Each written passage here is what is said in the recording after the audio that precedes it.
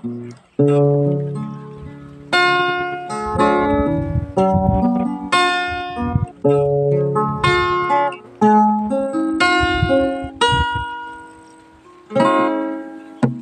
ikaw karon puno sa kagulanan,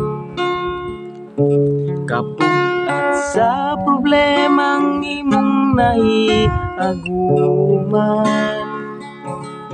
mga paglaong mo'y nawala na tungod sa imong pagduwa-duwa. Tawag sa Diyos karon pamating ka. Sugdi paglantaw ang tibuok nga kabuwatan, makagaan kini sulod sa imong dughan. Mga nag-awit nga kalanggaman, pagkaanindot nga kabulakan, di ba sa Diyos giatiman silang tanan. Apalabaw ka pang gihigugma sa Diyos, mang maoy tubag sa imong problema. Kung iyang giatiman mga tanong ug kalanggaman, labaw ka pang iyang giatiman.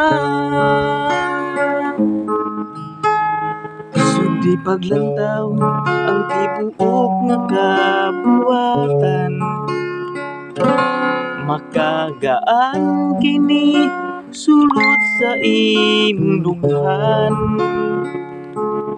Mga nag-awit nga kalanggaman, pagkaanindot nga kabulakan, di ba sa Diyos giatiman silang tanan.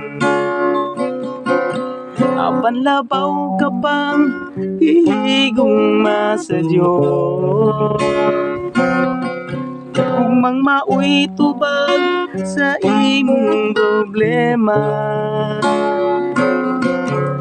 Kung iyang giatiman mga tanong mo kalanggaman, labaw ka pang iyang giatiman. Labaw ka pang iyang giatiman.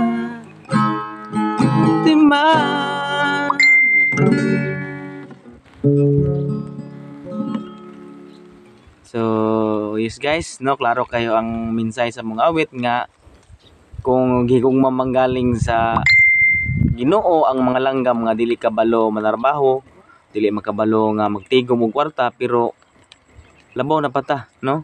Labaw na ta nga mas labi nga gigugma sa tungbi nga Dios kay gihulma ta niya sama sa iyang dagway. Amen. So, salamat kasi yung pagtanaw sa video og hope nga na-bless mo sa mong awit. God bless ug bye-bye.